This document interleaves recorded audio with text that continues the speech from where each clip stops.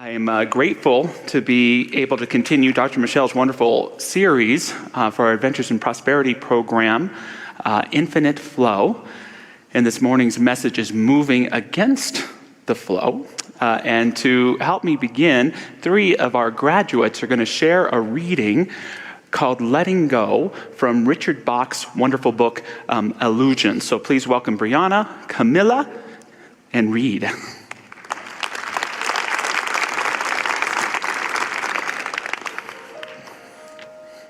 Once, there lived a village of creatures along the bottom of a great crystal river. The current of the river swept silently over them all, young and old, rich and poor, good and evil. The current going its own way, knowing its own crystal self.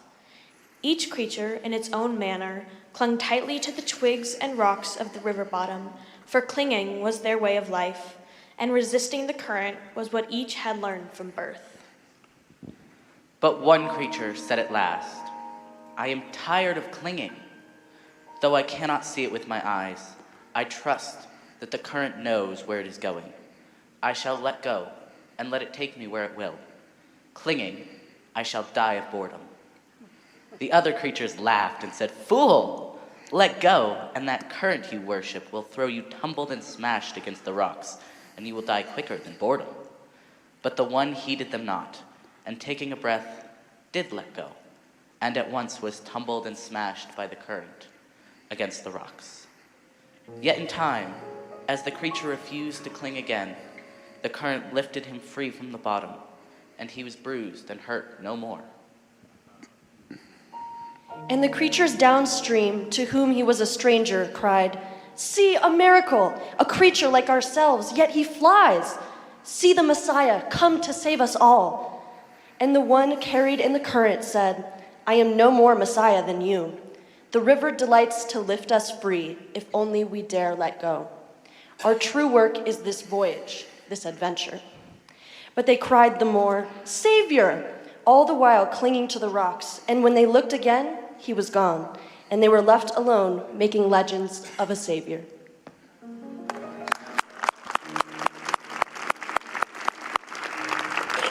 Thank you so much. Our hands are getting sore this morning from all the applause. I love that story for so many different reasons, and it presents the proposition that there are two types of people. There are the rock and twig clingers, and there are the releasers, those that let go. The rock and twig clutchers, they're the ones who are usually critics outside of the arena of life. They value self-preservation, normally more than anything, and they have a general distrust of powers greater than they are. The releasers embrace and embody adventure. They don't know where they are going, but they trust that something is taking them there. And they tend to believe that there is a power for good guiding them through the process. Now, I think if a lot of us really thought about it, we would probably come to the conclusion that most of us are both, clingers and releasers. That there are areas in our life right now where we might be wonderfully going with the flow, and then there might be those areas in our lives where we're clinging. Can you feel those now? Do you know where they are, where there's that challenge to let go, where there's that distrust and fear of letting go?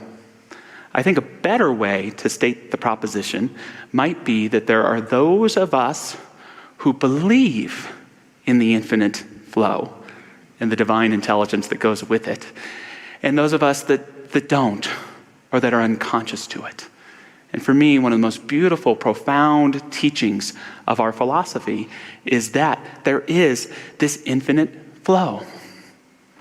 There is such thing as an infinite intelligence, as a divine guidance around us all of the time. That this thing we call God or Spirit is real. And when we learn not just to recognize it theoretically, but to really give into the flow, it adds a dimension to life that can take us to new heights and new levels of understanding. The Tao Te Ching, ancient book of Chinese wisdom, one of the oldest religious texts there is, says the supreme good is like water, which nourishes all things without trying to. It is content with the low places that people disdain. Thus it is like the Tao. In dwelling, live close to the ground. In thinking, keep to the simple. In conflict, be fair and generous. In governing, don't try to control. In work, do what you enjoy. In family life, be completely present.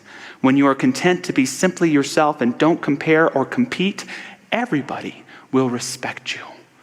And the piece I want to point out is that idea that the water, the flow, it's even at the lowest point. Even when you are at your lowest, there is a momentum available to carry you forward. And when you are in the flow, you are able to live not just among it, but it lives as you to bring about your best self.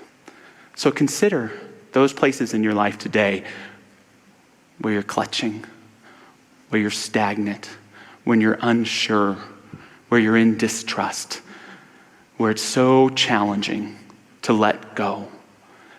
And consider with all of us together today that there is a divine intelligence, a divine love, a divine courage, a divine truth that is not alien from who you are, to the very truth of who you are. Get into it. Step into it. Swim into it. Dance into it. Let go into it and let it reveal the higher path and the deeper truths of who you are. The message title today is Moving Against the Flow, so it has kind of a negative connotation, but I want to be fair and give some tips to begin today on how to move against the flow in your life. This one's for the clingers who don't want to let go and want to stay there. So the first surefire thing to make sure that you cling forever is distrust. Have a huge amount of distrust. And it's so easy to distrust. Distrust in God, distrust in life and the ways of the world, distrust in others, and especially distrust in yourself. To distrust God is to not believe in this infinite flow around you. It's to think that you're here on your own. To distrust the world and the ways of life is easy to do. You know, Games of Thrones only had it half right. The night is dark and full of terrors, but if you look at the news, the daytime's pretty dark and full of terrors too. Easy to distrust the world. Other people. Sometimes we wonder, why trust anybody? When we're let down, when we're insecure, when there's conflict or things aren't working out, why trust people in the first place? And then ourselves. This mess that is myself. Or as Whitman said, so I contradict myself, I contain multitudes. You know, if you want to be in distrust, you have to develop what Freud called the superego.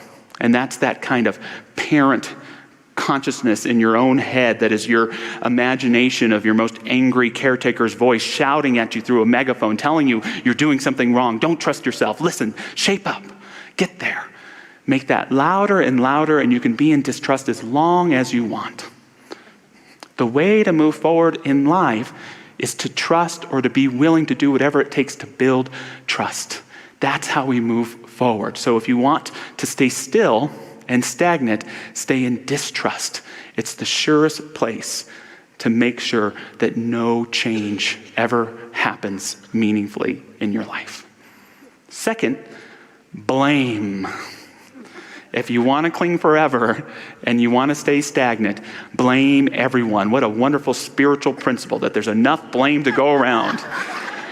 Blame your parents, blame their parents, blame your kids, blame your spouse, blame your exes, blame yourself. Blame, blame, blame, blame. It can keep you from taking responsibility for your life. Douglas Adams, the great writer, once said that when you blame others, you give up your power to change. Inspirational for those who are wanting to take responsibility and make an impactful change in their lives.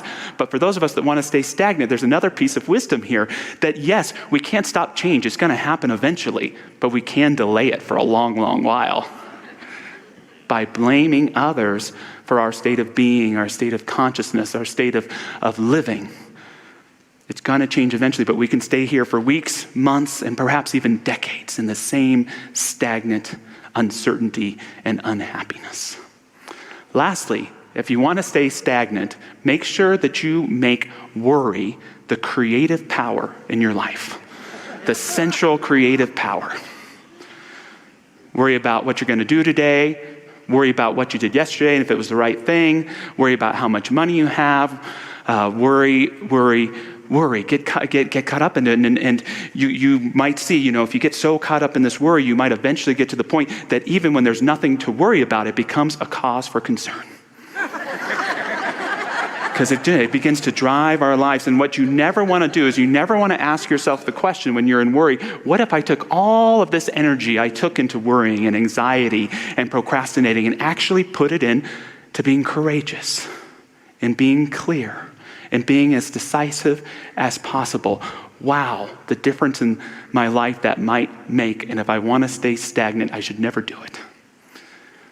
George Marshall, a hero of mine, a great general during World War II, was the chief of staff of the military. So just a few logistical decisions to make here or there during World War II.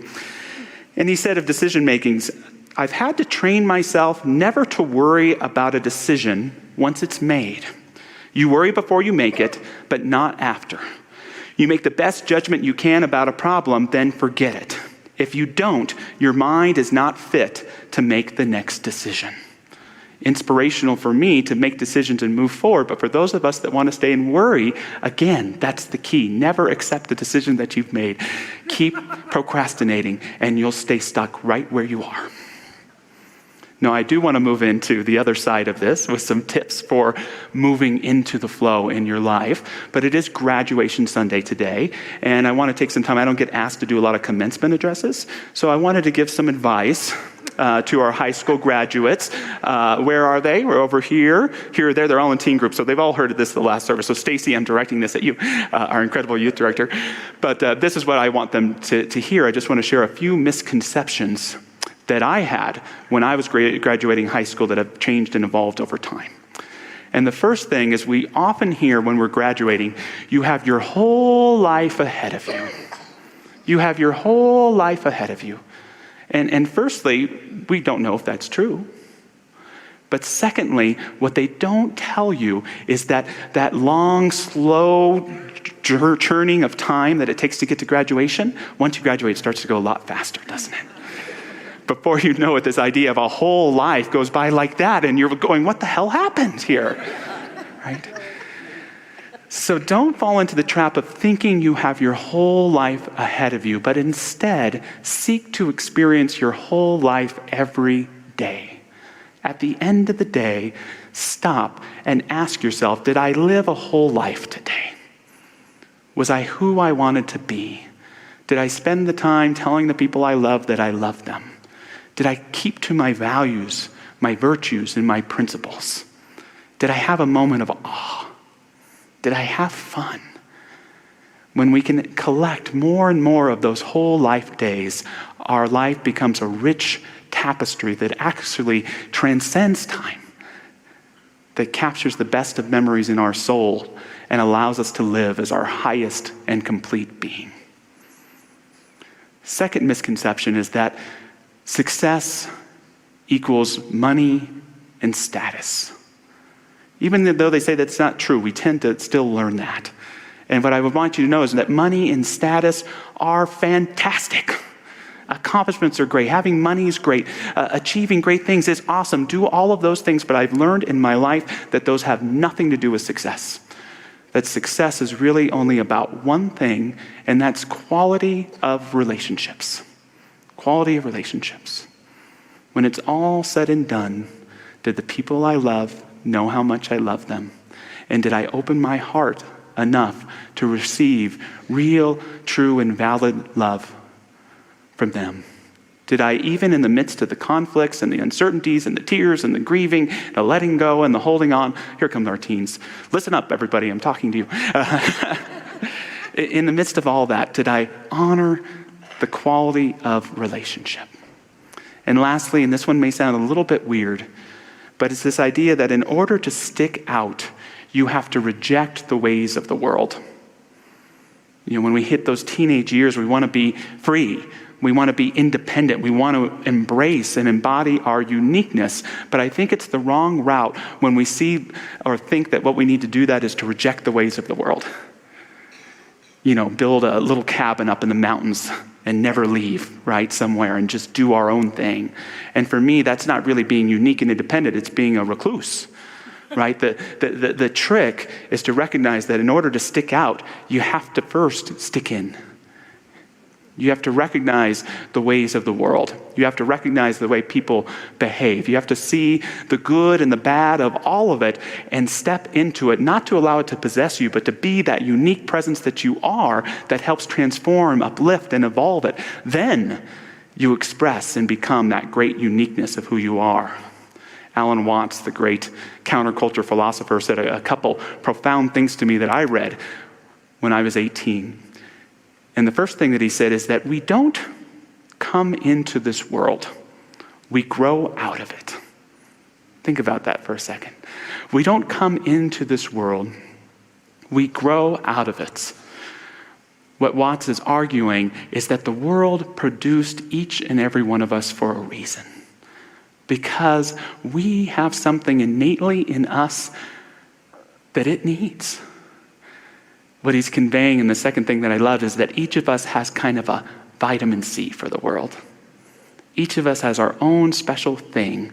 And when you can define what that vitamin C is for you, that's wonderful. But what I would say to our young people here today is you don't have to define it, because it's really just being you. It's the magnificence of boldly being who you are, of knowing with clarity of mind what you think and what you believe, and bringing that into your life. And it is through there and through that practice that you begin to transform and uplift this world of ours that needs you so much. So to move back into this topic of moving with the flow, a bit of advice for us today as well.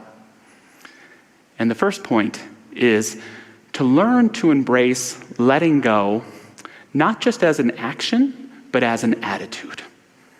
Learn to embrace letting go, not just as an action, but as an attitude. It's a big deal when you let go of the twigs and the rocks to allow yourself to be submerged in the flow and move forward. But that's just the beginning. And even in the story that we read, the creature, he's banged up against the rocks and he's pulled under the ground. And it's up to us not just to do the letting go, but to keep the attitude and the consciousness of the letting go so that we're not clinging to things along the way. Because that hurts. That knocks us in the head. That slows us down when we're grabbing on to distractions, when we're grabbing on to old, worn-out ways of thinking, when we're grabbing out to low self-image, when we're grabbing back on to that distrust of, I don't trust this flow, I don't trust this flow. Keep that attitude of releasing anything that doesn't belong in your life so that flow can keep carrying you forward. Julia Cameron, author of The Artist's Way, said that the creative process is a process of surrender, not of control. In the greatest creative process that there is, your life, it's a process of surrender to the flow, not of control. Ramana Maharshi, the great Indian sage, was holding satsang one day, and he said to his students, when you go onto a train, where do you put your luggage? And the students answered, in the luggage compartment. Well, why don't you carry it on your lap or on your head? Well, that would be foolish. It is 100 more times foolish, Maharshi answered, to hold on to all of your burdens when the Lord is there to carry them with you. The idea being that there's no greater misconception that when we're down, when we're challenged, when life is rough, to think that we are alone in that pain, to think that we have to carry that burden by ourselves. The wonder of the flow, as wild as it can be is that it can carry those burdens with us so they are not ours to have to carry alone. And that flow, that innate wisdom, if we can learn to trust it and go with it, can help us move through those burdens and into a greater degree of freedom and of livingness. Second is don't forget that you can always be a blessing. That no matter what in your life, you can be a blessing. Eric Butterworth, who wrote Spiritual Economics, my favorite prosperity book, he says something quite profound. He uses the word giving other than blessing, but he says it this way.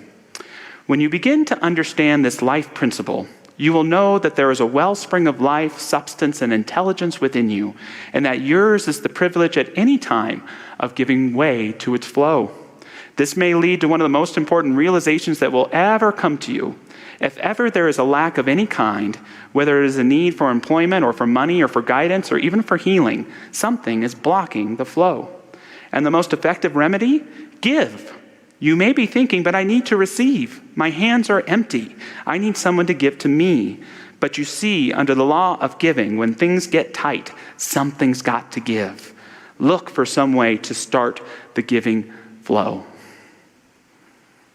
When you're not feeling blessed, be a blessing. When you are feeling blessed, be a blessing. When you think you need to receive a blessing, be a blessing. It could be as simple as letting someone in during traffic, kind compliment to your barista, putting your own issues aside to be fully present to someone you love and care about. You are a blessing. And when we choose to be one, just to be open, it begins to get that flow, that momentum within the water's flow going and moving again. And it can carry you forward into a greater consciousness of blessing and receptivity to those blessings in your life. Lastly, this one's a little weird too. Learn to use space to reveal what is unknown to you at this time, to reveal what can be known. It's a funny thing how we experience this life. We're so focused on material and not focused enough on space. We're so focused on material, but not enough on space. We're so focused on the words that we sometimes miss the space between those words. We're so focused on the music that we forget the little bit of space and silence in those notes. We're so focused on the loudness of our minds that we learn not to feel safe enough to be in the quiet. And it is in this space, in this openness, that innate sense of inner wisdom, that delight of divine guidance, just that simple, primordial, kinesthetic knowing that we are surrounded by that divine flow comes into us and fills us with a deeper kind of knowing that's beyond intellectualism, but that is the very gift of being itself. The thing I would argue most of us are longing for more than anything else, just a more intimate experience of being ourselves and alive. And if we could just do that, the self we need to move forward in our lives would be revealed to us. One more quote from the Tao Te Ching. We join spokes. We join, it's a tongue twister. We join spokes together in a wheel, but it is the center hole that makes the wagon move. We shape clay into a pot, but it is the emptiness inside that holds whatever we want. We hammer wood for a house, but it is the inner space that makes it livable. We work with being, but non-being is what we use. Think about that. Non-being is what we use. See, it's a little weird, but that's how the flow reveals itself to us. It's more than just something we think ourselves into. It's an act of heart. It's an act of transformation. And you don't have to know everything there is to know about this flow to allow it to move through you and forward in your life. Ernest Holmes once had a friend, our founder Ernest Holmes once had a friend who had met Thomas Edison. And she asked him, "Sir, what is electricity?" And Edison said, "Madame, electricity is, use it." The idea that Holmes wanted to express is even Thomas Edison didn't know what electricity is. We don't have to define what God is or what the flow is to experience it more profoundly. If anything, we need to be aware of those definitions and how they may limit how that flow can take in our lives. We only need to give ourselves the space, the breath, the opening to allow that flow to reveal itself to us and to carry us forward, to dive right into it. To close with a quote from Ernest Holmes, he says, "We are all engaged in different activities which express our unique individualization, but it is the same God working in all of us. One power is working, one life is expressing, one energy is animating, one presence flowing through, and one law controlling each of us."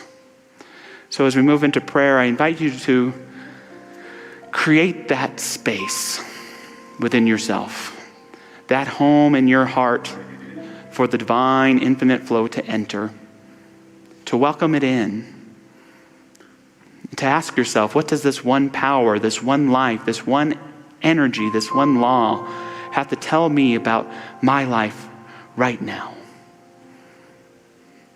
To be in this open space, in the vastness of infinity, and yet closer to God than ever before. Allowing this divine spirit to become transparent in our own consciousness, to become visible in our own life, to be the very presence that inspires our thoughts and our deeper levels of understanding. I know that within this flow there is a momentum that is available to carry each and every one of us forward, individually and collectively. May we set the courageous example to let go of where we are and to give ourselves the respect and to give this flow the trust to know that it knows what it's doing. It may only know it in that very moment that it takes us, but it knows with that innate wisdom, that innate heart knowledge. And may we affirm together that this flow leads us into greater degrees of healing, greater levels of prosperity and abundance, to the deeper aspects of ourselves where we can breathe and embrace those we love and even those who challenge us in our hearts, to know that we are big enough to do just that. So giving thanks for the transformation, giving thanks for the ahas, giving thanks for the epiphany that is the realization of life itself in, through, and as each one of us. We let it create. We let it move us forward. And so it is. Amen.